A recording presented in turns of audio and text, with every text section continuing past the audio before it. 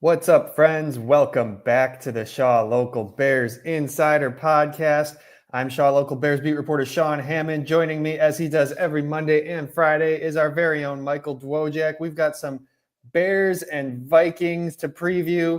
We've got lots to talk about, lots to catch up on after last week's depressing finish in the Packers game. But Michael, what's on your mind this week as you look ahead to the Vikings here? You and I were just talking about this, but it seems like it was kind of a quiet week, right? Like, I feel like they kind of asked, Manny Eberflus was asked about the whole field goal thing again, and there was like that kind of drama, but not really drama, where Cairo Santos said he would have liked it on the other hash, and then Richard Hightower was like, well, it doesn't really matter on what hash it was, but you had some of that stuff. But other than that, I feel like it's kind of been a quiet week, which is kind of interesting after such a dramatic week. I think maybe Yeah. we're kind of used to all this by now. I mean, there are only so many, dramatic endings you can have, and you can just keep on, harping on it at some point. So, yeah, kind of a quiet week, kind of a no news kind of week, and maybe that's good for them. Maybe that's good, and that'll help them get ready for a tough test against the Vikings on Sunday.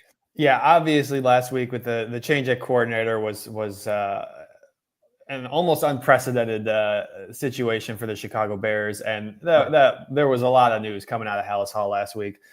Yeah, I mean, if you guys didn't hear, obviously Flus has defended his decision to run off the last 30 seconds, and we don't have to talk about this too long, but I know everyone's heard everybody knows what happened at the end of that Packers game, but he defended the decision to run out the clock and kick from 46 yards from the left hash.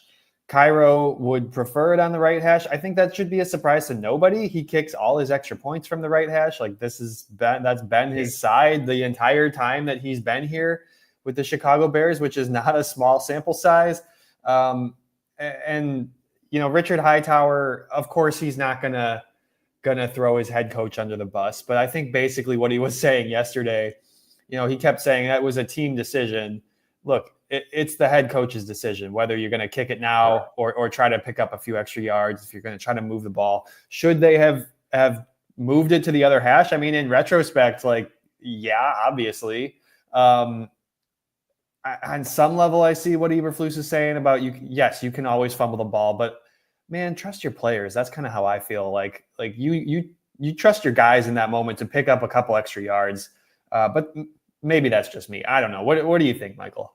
No, I would agree. I mean, I think, I think Eberflus has kind of been connected with Jim Harbaugh here a lot, right? Obviously, because the Bears had a chance to, talk to him and maybe move on and kind of bring Harbaugh back to Chicago. And obviously, it happened that weekend where there were two instances where, Jim Harbaugh decided to get extra yards. I forget who the Chargers were playing against, but they decided to go for extra yards and made their field goal easier, and they made the field goal. And there was also an instance where Harbaugh took a timeout before the Hail Mary shot, and they were able to defend it well and that kind of stuff. So I think, in the grand scheme of things, all these kind of decisions and that kind of stuff, you're kind of in a vacuum. You're kind of like, well, those are tough coaching decisions, whatever. But I think when you're seeing around the league that other coaches are aggressive and they're going for the extra yardage to make the kick a little bit easier, when you watch other coaches kind of do the opposite of what Eberflus is doing,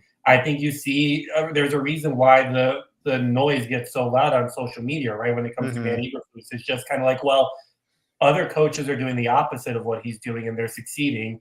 He's being conservative, whether it's the play calling on the play against the Commanders before the Hail Mary, whether it's, obviously going for a few yards here. I think that's the biggest reason why this is getting so publicized, just based on other coaches are doing the opposite of what he's doing and they're winning. Meanwhile, he's playing very conservative. I understand the thinking. I get that you're probably like, well, you could fumble it, you could have a penalty and all that kind of stuff. And this offense has been prone, obviously, to having pre-snap penalties. But at the end of the day, you just had Caleb pick up a first down and he didn't get 3rd and 19. I think after a while, you're basically coaching for your job here. You got to have faith in your players that they can execute. As a head coach, I mean, we have all this history really since very early on in his coaching career. It has been a conservative approach, and I think that has not really changed. And I don't know that that's going to change. And I think that's why a lot of Bears fans are frustrated with their head coach. If you're joining us here on YouTube, do us a favor, hit the thumbs up, subscribe. We love chatting with you guys. We're going to get to some of the thoughts and comments in the chat right now. If you're listening after the fact on Spotify or Apple, do us a favor, leave us a review, follow, subscribe, and keep an eye on our Twitter pages. I'm at Sean_Hammond. He's at Dwojak94. We'll let you know when we're going to go live. Michael's over on Blue Sky now. We're both on Threads. You guys can find us. You know how to find us on social media. We will let you know when we're going live. We're going to try to do every Monday and Friday during the season. Alan Dunlap had a thought comment here. I see that Flus is doubling down while Thomas Brown and Richard Hightower are expressing accountability. Michael, I don't know if you got to listen to Thomas Brown the other day, but I heard a little bit, yeah. Basically, he came out and said, there's no moral victories here. We lost the game. Something to that effect, that he's not going to go around celebrating a good offensive performance when they lose the game. And honestly, I like that. That's good. That's what you want from your offensive coordinator. Like, I think that's something that the players will respect. I think that the energy that he has brought continues to show up in ways that maybe his predecessor didn't quite accomplish. Yeah, I mean, if you listen to the press conferences, we've only had like a couple with Thomas Brown, right? They're drastically different from Shane Waldron. I feel like you're getting a lot, and I don't know, he's much more direct, and you can see just based on listening to what the players have kind of said this week and last week, it seems like the players like that more, right? Especially on the offensive side, whether it's DJ Moore, Keenan Allen, even Caleb. It seems like they like that direct approach more than it seemed like Shane Waldron was kind of walking on eggshells, not wanting to hurt anyone's feelings and that kind of stuff based on what we've heard.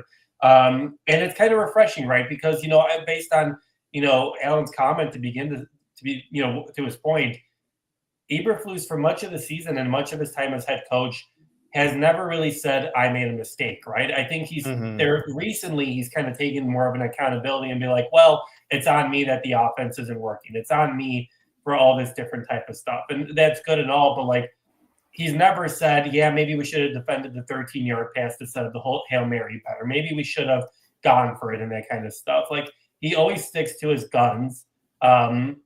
And that'll be interesting whether that does him in or not, right? Like, obviously, you should believe in what you're executing. You should believe in what you're calling, obviously, as a head coach. But I think also as a head coach, you need to admit sometimes that I made a mistake. And that kind of shows – I feel like that shows accountability to your team and to your bosses as opposed to just saying, oh, like, I take full accountability, when you then say, well, I would do it again.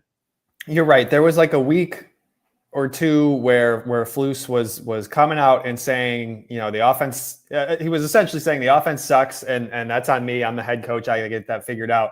But honestly, like, on some level, it feels like somebody was in his ear and said, hey man, you gotta like, that's the message that you have to put out there for your coaching staff. When Shane Waldron was getting all that heat. And so on some level, it's like, okay, is that genuine, or is that what the PR staff is telling him to say?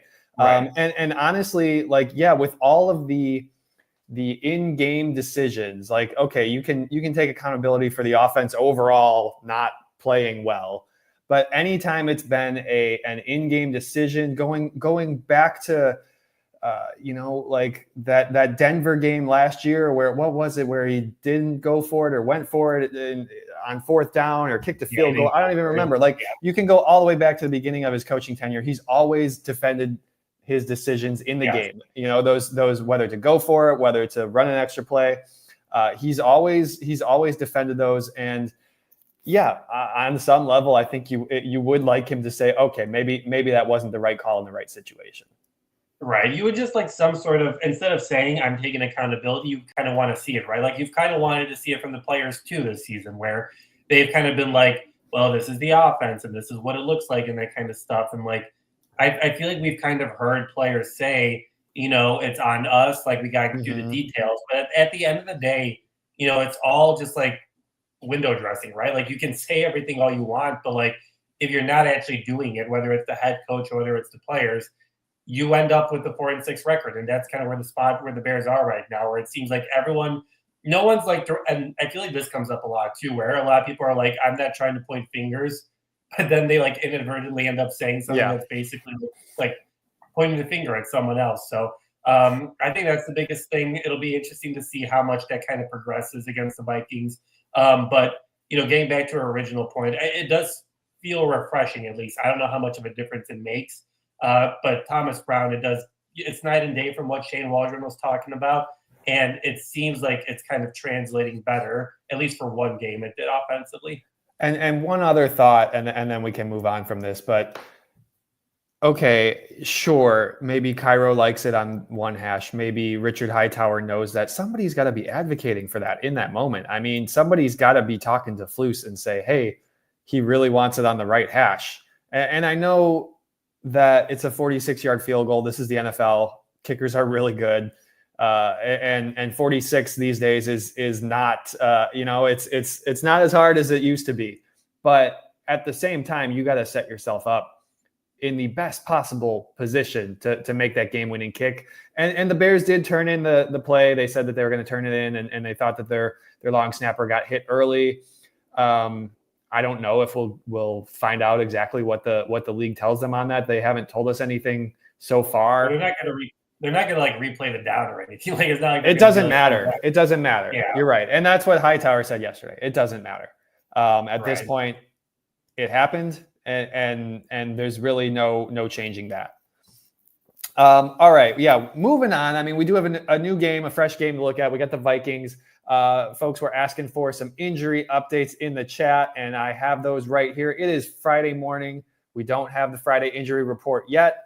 So keep an eye out. Check back at shawlocal.com. We'll post the injury report and everything. But the surprise, a little bit of a surprise, was DeAndre Swift has been on the injury report this week with a groin injury. He sat out Wednesday. He was back limited on Thursday. From the seeing him come back, and also just kind of the way that Matt Eberflus talked about it, I don't think they're super worried about it. It sounds like Swift is just needs a little extra rest, but he is planning to play on Sunday. Obviously, we'll have to monitor the Friday report.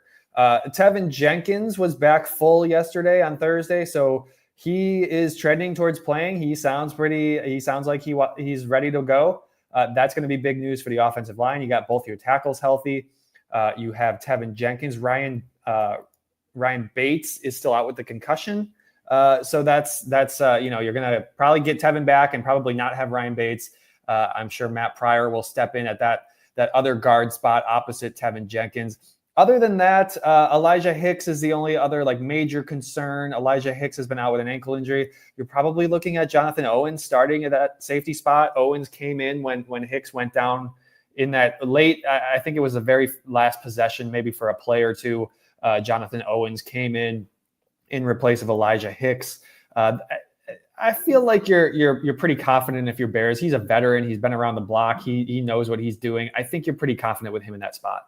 Yeah, I think, obviously you want Brisker out there. You want Hicks out there. You want your main starters there. But I think if you are going to have injuries in any position group, obviously the secondary is kind of where you want them, because we've talked a lot about this season about how there are some starters on their bench, right? Like there's a lot of good players in that secondary. So yeah.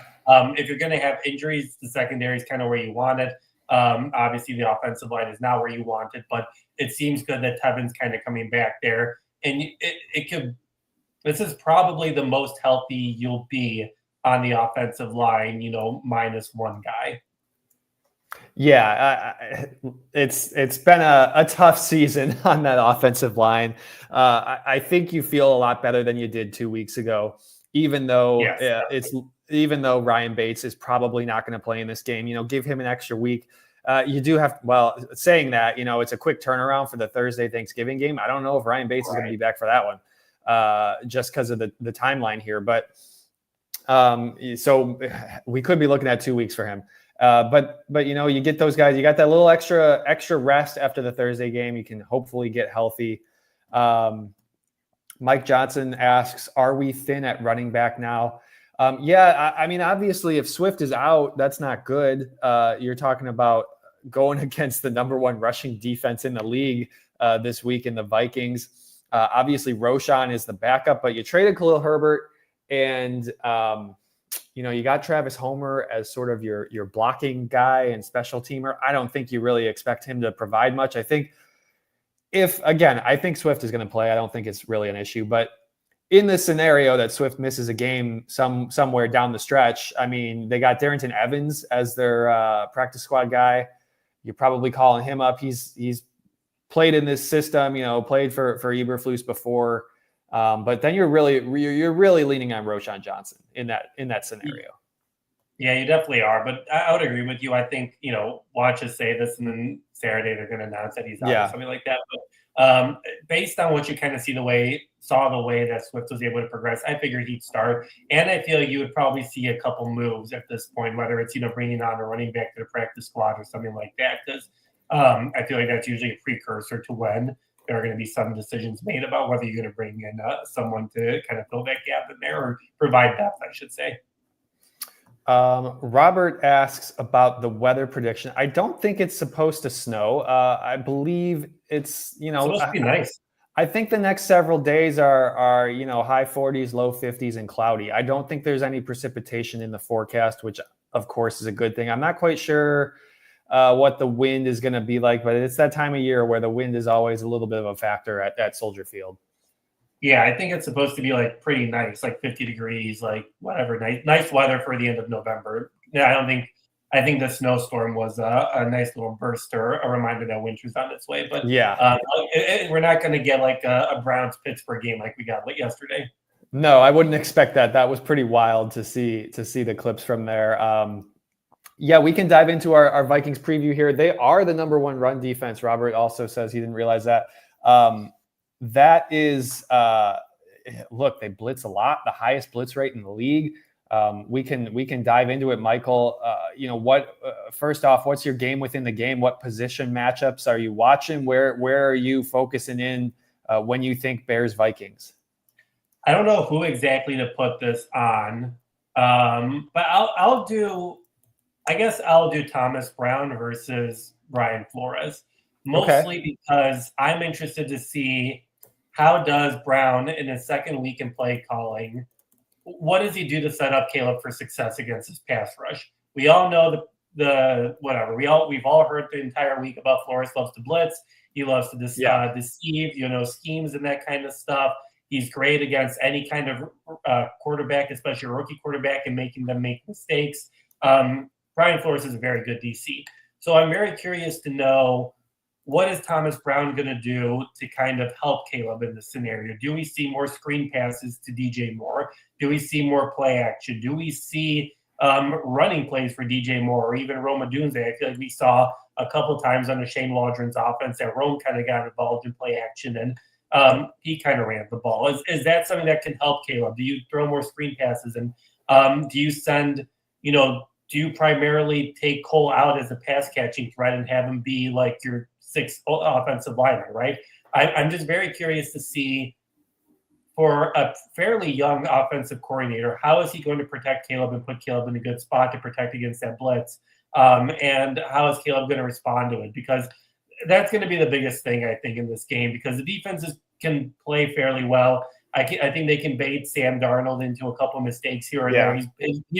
He's come down to earth here in the last few weeks after having a really hot start. So I think defensively you should be able to match them. But how does Thomas Brown put Caleb in a good spot to go against, an elite defense like the Vikings?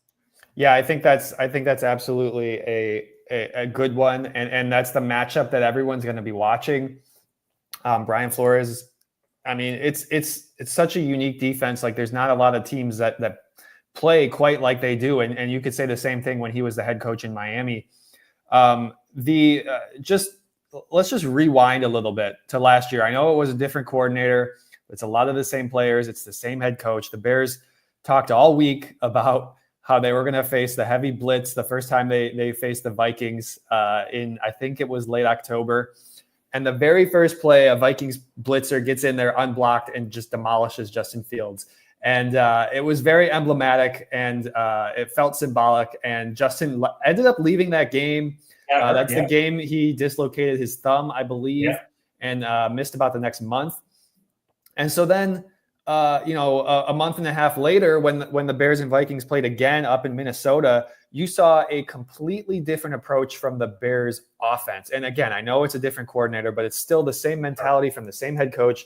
It was short, quick passes. It was getting the ball out, kind of similar to kind of what we saw last week, honestly, with the Bears Packers game. Like, they were getting the ball out of Justin Fields' hands really, really quickly. It wasn't like a pretty game. They won 12-10. If everybody remembers that, they didn't score a touchdown, but they won the football game. I don't know. I kind of feel like that's going to be sort of the game plan we see from Matt Eberflus's team this weekend.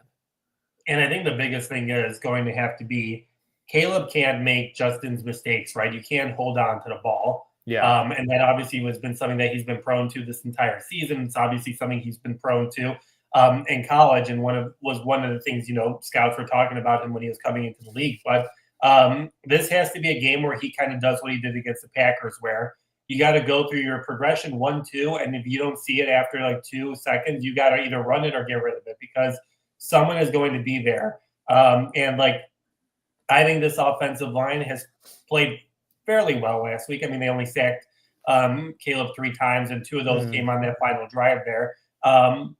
So they played better, but I don't think that this offensive line is going to be able to give Caleb a bunch of time. So he's going to have and his timer in his head needs to be accurate on Sunday, and he's either going to have to get rid of the ball or run the ball like he did against the Packers, and that's kind of going to have to be what they do, because if he holds on to it, he could – obviously you don't want him to get injured or anything like that. Like, you don't want to get sacked, but you risk a lot of damage beyond just the game if you consistently get hit by the Vikings. Alan points out that getting the run game going against the blitz would be really helpful, getting Caleb throwing the ball quickly. Yeah, that's kind of where – look, I got 2 matchups that I want to touch on for my game within the game. I don't even know if this is – I don't actually have a matchup for DeAndre Swift, but I know this is the number 1 run defense, but it can't be one-dimensional. Like, you got to find a way to get the run game going against these guys, whether that's Swift, whether that's Roschon, whether that's some combination of the two. I'm not even saying they have to rush for 145 yards. Like, if you just if you get 90 yards, that's going to help. This team's they're holding teams under like 80 yards per game. I don't have the number in front of me. That's going off the top of my head, but they're really tough against the run. And you're going to get Tevin Jenkins back. That's going to most likely that's going to really help in the run game. I mean, Matt Pryor is a big dude. He can move people. Hopefully that the Bears can get this going. And yeah, I see the comments here too. Justin Jefferson versus Jalen Johnson. I mean, that's the other one I wanted to mention. That's the matchup. I mean, that is the matchup to watch this week. The Bears don't really float. They don't really have Jalen cover one guy the whole game. That's not really their MO. And so I don't think I wouldn't expect that. And it was interesting. I asked Jalen this week, the other day, like, what has he learned in his matchups with Justin Jefferson? And I had kind of forgotten, and he mentioned, like, I haven't played him in 2 years because Jefferson was hurt last year. Jalen was hurt at various times. Like, I went back and looked it up. Like, yeah, they have not squared off. They haven't been on the field at the same time in these matchups in 2 years. And so it's going to be fun to see those guys, go toe to toe and see them battle it out. Obviously, if you're the Vikings, I think you're going to be trying to find ways to get Justin Jefferson matched up with Tyreek Stevenson, with Terrell Smith, with Kyler Gordon, some of those other guys. Yeah, I was going to ask you how much Jalen versus, Jefferson are we really going to see here? Like, I can see Kevin O'Connell scheming it where he's going to kind of put him on the opposite side and see whether Terrell Smith can defend him, whether Tyreek can kind of redeem himself and defend him. I think that's kind of going to be the thing where, I know the Bears don't primarily have, Jalen on one guy, but if I'm Kevin O'Connell, I put him into the opposite side. I have him going up the middle and that sort of stuff, and I don't really have him near Jalen. Even though I do think that, Justin Jefferson can hold his own against Jalen Johnson. Yeah, I mean, the key is, obviously O'Connell's gonna scheme that stuff up. That's gonna happen. If you're not having your top cornerback follow him, they're gonna find ways to get favorable matchups. But I think the key is going to be just having two guys in the area when those situations arise. If he's on the side with Tyreek Stevenson, you definitely got to have safety help over the top or whatever the case may be. Because obviously Jalen can handle whoever in a one-on-one situation, like on the other side. You're not super worried about that. But yeah, I mean, if you're a Bears fan, like that's obviously Tyreek has had a tough season.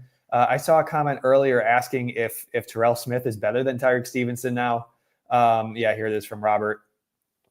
Certainly they're both getting playing time. And that did happen toward the end of last year. They did. When they were both healthy, they both played.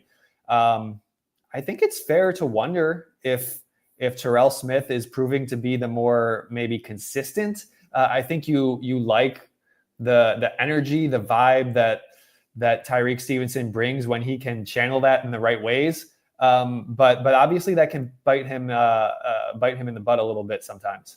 Yeah, I mean, we kind of talked about this earlier in the week, right? Just about how, it's kind of hard to get into a groove sometimes, obviously, when you're not playing consistently. So maybe that's playing a factor. But, to be honest, other than that play where Terrell Smith, kind of fell before I think it was Watson who made the catch last week on a big game. But other than that play, I mean, you would probably say Smith has played better than Stevenson, right? And they're both in the same circumstances. They're both being rotated in.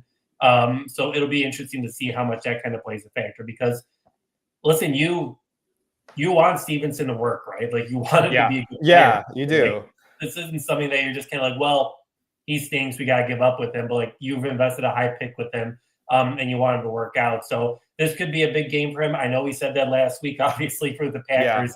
And it turned out okay. He was fine against them. But it'll be interesting to see if he is placed in those situations with Justin Jefferson. Is he able to eliminate him or limit the damage as much as possible?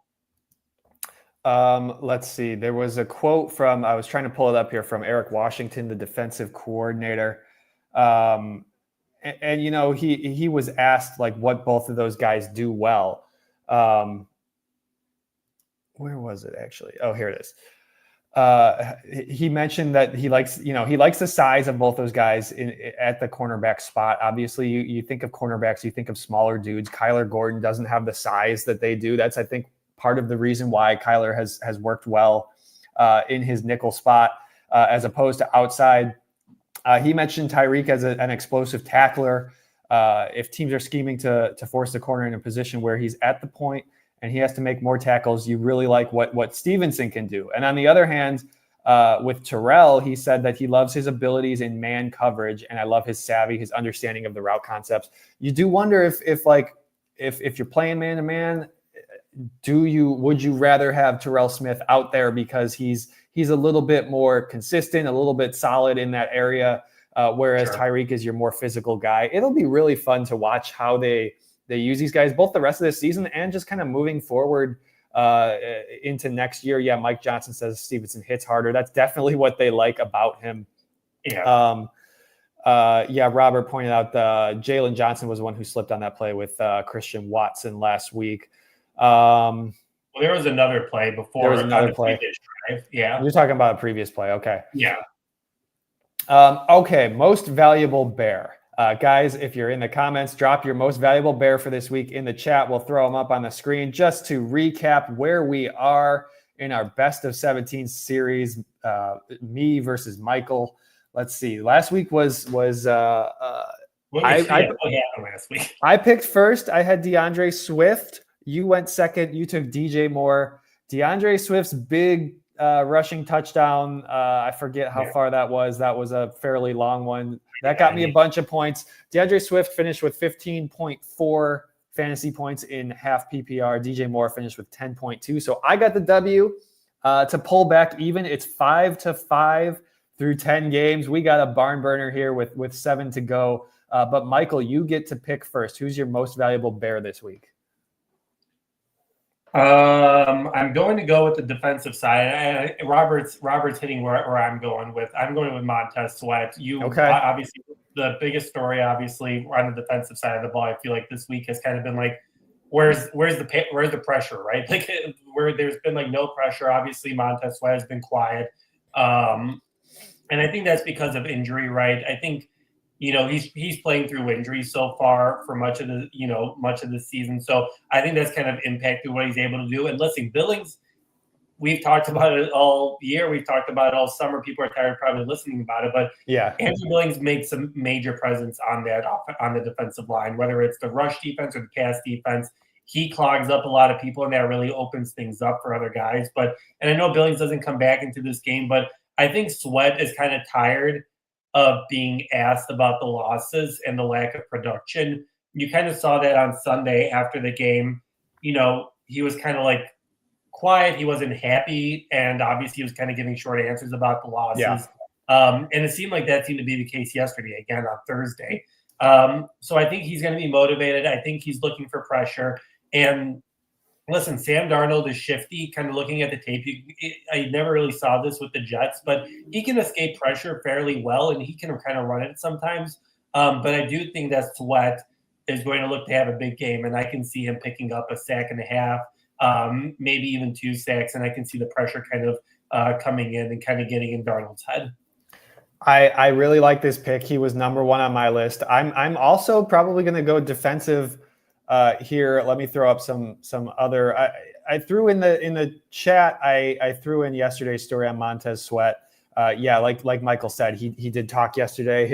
The money quote in there was yeah, I'm pretty effing frustrated is what he said. Yeah, I think this dude is like ready for a breakout game. And I do think that's probably going to come soon. And in his story, I wrote about why he's sort of the key to stopping, at least when you're looking at Vikings offense versus Bears defense, that side of this game. He's the key because Sam Darnold has torched teams when they blitz him. Like, he has been incredible against the blitz. You look at the splits on NFL Pro. I mean, 10 touchdowns, 1 interception against the blitz. He's thrown 9 of his interceptions when teams just sit back in their defense and make him read the field. And so you got to get pressure with 4 if you're going to do that. I don't think we're going to see the Bears blitz a whole lot in this game for that reason. And you got to get pressure with your front 4. Montez Sweat is really going to be the key to this game. Robert also likes Montez. Mike Johnson is going with Jalen Johnson for his most valuable Bear. Says he sees 1 or more picks. Alan Dunlap likes Torrey Taylor. We talked about when we started doing this, Michael, we said we're going to use fantasy points. I guess that kind of rules out the punter. I don't know if we can pick Torrey Taylor. Rick is going with Rome Odunze. I like that pick. I think Rome could be a good one here, especially if you're kind of lulling teams to sleep with that short, quick passing game. Rome over the top is something that I like. Sports Chicago Style is also going with Rome. CJ likes Roshan Johnson. Maybe I'm just falling into the name recognition with Sam Darnold here, but I'm also going on the defensive side. This will be a fun one because we're both picking defensive guys. I'm basically cherry picking here. I'm looking to get an interception. I picked this guy earlier in the year and it didn't work out, but I'm going with Kevin Byard. I think Kevin Byard gets a pick over the top somewhere. I know he's going to be out there the whole game. I feel like they're going to avoid throwing near Jalen, and I don't feel confident picking Tyreek or Terrell just because I don't know. I'd rather go with the guy who's on the field 100% of the time, and that's Kevin Byard. So I'm going Kevin Byard. I'm looking for a Sam Darnold interception. And he always kind of seems to be there, right? Like I feel like he's kind of always he's near been the close ball. On a few, yeah. Yeah, I feel like he's kind of always near the ball, even if he's not the one who's making the initial tackle. So, I think that's a good bet. I do want to hit on the couple of Rome plays here. Yeah. And is Rome at this point primarily just a deep threat, do you think? Like, is he primarily like get you 10 yards and, go up the middle, go down the sideline, find him there? Or do you think that they can kind of use him the way they kind of use DJ, where you kind of throw a screen pass, block him up, and he can kind of use his athleticism? Because I'm curious to know, can you have 2 guys do that, or does DJ kind of need to be the only guy who can do that? I don't see why you couldn't have multiple guys doing that. I think that Rome is fast. I mean, I know he's bigger, but he has speed for his size. Now, obviously, I think DJ is more better suited for that role. I do think, and folks have mentioned this in our comments. Like, yeah, I do think that they could use a speed guy. You know, they could use a Velus Jones if Velus Jones could catch. You know, and so maybe that's something that they look for this offseason. You're not going to fix that now in the middle of the season, but that could be something that they look towards. But yeah, I don't see why you couldn't have all three of those guys throwing, including Keenan in that. I don't see why you couldn't have all those guys doing that at various times just to mix it up. Sure. I would look for Cole Kmet to maybe have a big game over the middle too. I feel like that middle area, especially if you're throwing blitzers at Caleb Williams, like the middle of the field could be an opportunity to find some space if you're Cole Kmet. Yeah, I would agree. And then obviously you got to do what you kind of saw him do against the Packers, whether that's dumping off to, Swift, dumping off to Johnson. Those are going to be his bread and butter. But yeah, it is just interesting. You kind of use your weapons. And the biggest thing is they got to get them into open space. And I think if you can get Rome into open space, I saw the guys talking about it in the comments, whether it's 50-50 balls, whether it's deep shots. I know obviously guys are talking about whether Caleb can throw far. He can throw far. Whether it's going to be accurate at this point is kind of hard to tell, just kind of based on what we've seen so far. But listen, you got to find different ways to kind of use your weapons. And if you can kind of use Rome's speed and his big body, you got to use it in different ways.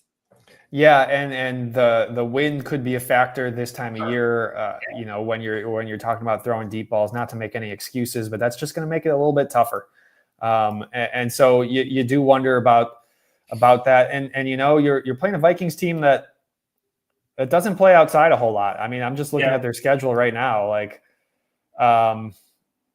they played outside at Jacksonville in November, but I don't know what the weather was like in that game, but you're talking about Florida. It probably wasn't. I don't remember exactly. You had a game at Lambeau Field in September and a game in New York in September. Like this is going to be their first real weather game, I would think. And so you wonder, we talk about that a lot with Jared Goff. He plays so much better inside than he does outside. You wonder how that's going to affect Darnold as well. Which is funny, obviously, right? Because it's Minnesota, and obviously they're used to the cold and all that sort of stuff. But it is different when you're used to playing inside. And I know a couple weeks ago, where people were doing that stat with Jared Goff, and then he just torched the Packers outside. So that comes and goes pretty easily. But it is a factor to kind of just consider. And obviously, you're not going from Minnesota to Florida in November. I know that obviously is a huge trend, but still, there's something to playing in the wind, something to playing in the cold, and obviously the Bears are used to it, and I don't know how much the Vikings kind of practice in those types of elements. Okay, our final one. Who are you picking to win this game, Michael? No surprise picks? Oh my gosh, I skipped surprise picks. You are right. Wow. You are keeping the show on track right now. What's your surprise prediction? What are we not talking about that I'm trying to skip talking about that we should be paying attention to? I think I'm really tempted. The guys are throwing it in the comments. I'm really tempted to go with the Tyler Scott comment again. I'm not going to do that, but I just want like Tyler Scott to get a rep. I want him to get a snap. I don't know what needs to happen. It seems like all three other top wide receivers need to be injured or something like that for him to get a rep. But I think I'm going to go with, I think Caleb throws for 2 touchdowns. I think he throws for more than 1 touchdown. I think they use the run to go down the field. They use dink and dump passes and that kind of stuff to kind of get down the field. And I think that they kind of, they pretend to run or they play to the run in order to pass, if that makes sense. And I can see it being like from the 5-yard line, from the 3-yard line, corner end zone, you get DJ or you get Rome or Keenan. So I think he ends up with 2 passing touchdowns at least, maybe a little bit more, but I do think that he ends up scoring 2 passing touchdowns. I'll just throwing this out there just because Tyler Scott had 1 snap last week. But did not play the week before. He had 1 snap in Arizona and did not play in Washington. So yeah, 2 snaps over 4 weeks. That's not great. I don't know. We've talked about this a bunch if you've been listening with us, but I don't know why they're not giving him a few more opportunities. I mean, I know he's a developing player, but 1 snap. Oh man! At some point, like I know DeAndre Carter has actually done a fairly good job. When they've kind of put him in there too. So maybe you're kind of like, well, he's producing and Tyler Scott isn't. But I mean, you got the talent there. You might as well just give it a shot, right? You might as well. I feel like you might as well. And yeah, he's a guy who, Sports Chicago Style says it here. Can Tyler Scott get one deep post? I mean, he's a guy who should be able to do that. And I know he had a bad drop last year when they ran him deep against Detroit. But look, that was a year ago. Let's give the guy another shot. Yeah. Okay, yeah, my surprise prediction, it kind of piggybacks off yours. I think Caleb Williams is going to be fine against the blitz. I know that everyone's afraid of the Vikings blitz, and they blitz at the highest rate. That's all we've heard about all week long. Caleb Williams has been fine against the blitz, and some teams have blitzed him a lot. I really think that the Bears, especially, I wouldn't make this prediction if the offensive line wasn't getting healthy and wasn't almost back to full strength. But especially with Tevin back, with both those tackles back, I feel like they're going to be fine. They're going to maybe I'm being optimistic and thinking that Thomas Brown is going to find some creative solutions to get the ball out quick. He had a phrase during his press conference this week, something to the effect of, how many unsackable plays can we draw up? And it was like, that was cool. I had never, we hear a lot of coach speak and we hear a lot of phrases and whatever. That was something that I hadn't heard a coach use, an unsackable play. Right. I like that, that there should be a lot of those in the playbook this week. I think Caleb Williams is going to be all right. Not to say that he won't get sacked a few times. That's going to happen. They're going to make mistakes. They're going to miss guys. I think he'll be fine against the blitz. Yeah, I think he did. Like we said, like last week, he did fairly well against the Packers, right? I think this kind of goes back to the whole grand scheme picture of this thing, right? Like you want to see Caleb develop, you wanted to see him learn. And I think that's kind of why everyone was down about the loss of the Packers. You were right there, all that kind of stuff. But you saw the growth from Caleb, right? You saw him not hold on to the ball. You saw him not take sacks. You saw him take the easy passes. You saw him made a game, what should have been a game-winning drive right at the end of the game. So I think you've seen a lot of the growth from him. So, I think, will he get sacked? Yeah, he's going to get sacked. This offensive line isn't perfect and that kind of stuff, but I don't think it's going to be the 9-sack game that we saw against the Patriots a couple weeks ago. No, I wouldn't expect that. And I know that the passer rating is an imperfect stat, but you look at Caleb's passer rating against the blitz, 81.7, against no blitz, 82.5. It's essentially the same. I think he's done a fairly decent job of handling those situations, and I think he will on Sunday. Yeah, I think he will too. And that kind of goes back to the whole point of, I'm excited to see what this matchup is looking like between Brown and Flores, and whether Brown can kind of show off. He's highly regarded in this league, right? Like a lot of people were like, when the Bears got Brown as their passing coordinator, they're like, oh, so you essentially have two offensive coordinators.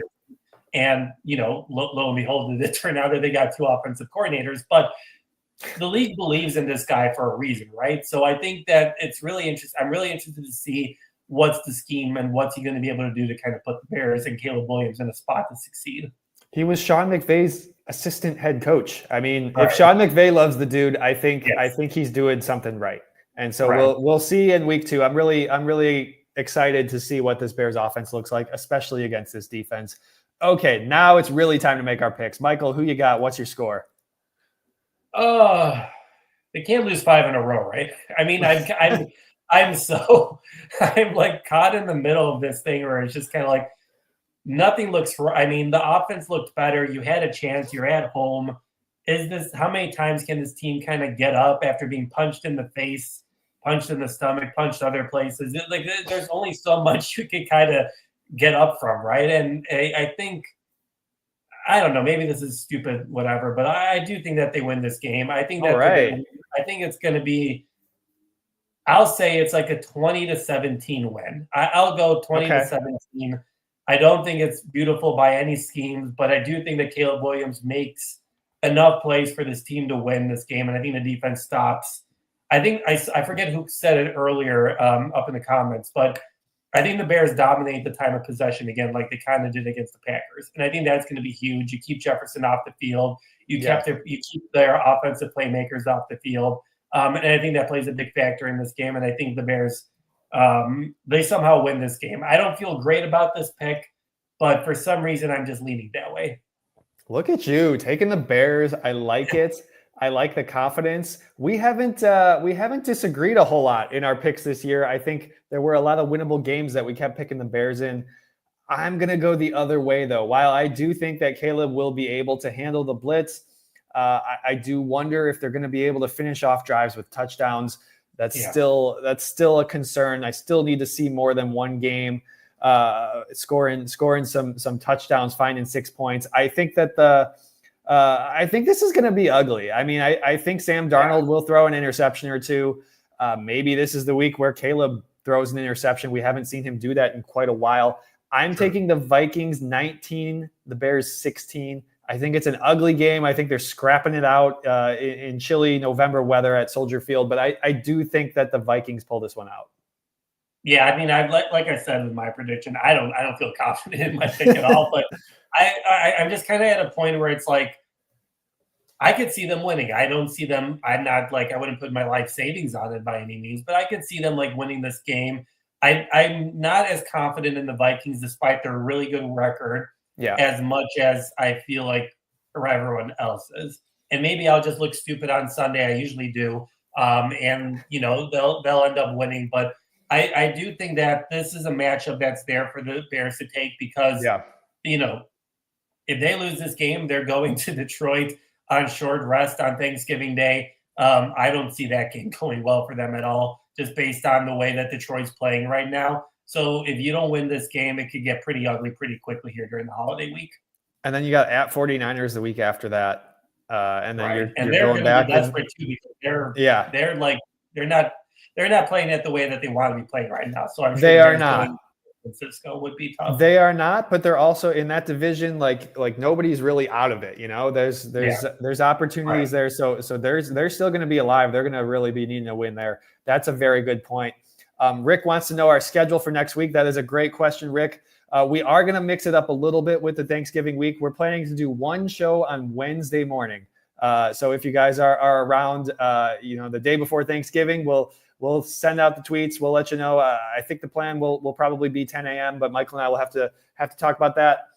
But one show on Wednesday, we're gonna sort of recap what we saw with the Vikings and look ahead to that Lions game. It's a tough week with the schedule, the Bears schedule and our schedule, and trying to make that work. So one show on Wednesday, and we'll let you know times and everything. Follow us on Twitter at Sean_Hammond at Dwojak94. We'll let you know when we're gonna go live. One more time, hit the thumbs up if you're with us on YouTube. We would really appreciate that. Subscribe. If you're listening after the fact on Spotify or Apple, we'll let you know when we're going live. If you want to join us, you can throw your thoughts, comments in the chat. You can see our lovely faces and our posters and our bookshelves in the background. And as always, head to shawlocal.com. That is the number one best way to support our work, is to subscribe, and please read all our stuff. Read our Bears stuff. We got lots of stuff coming up this weekend for the Bears and Vikings game. He's Michael Dwojak. I'm Sean Hammond. This has been the Shaw Local Bears Insider Podcast. Thank you for listening, everybody, and have a great weekend.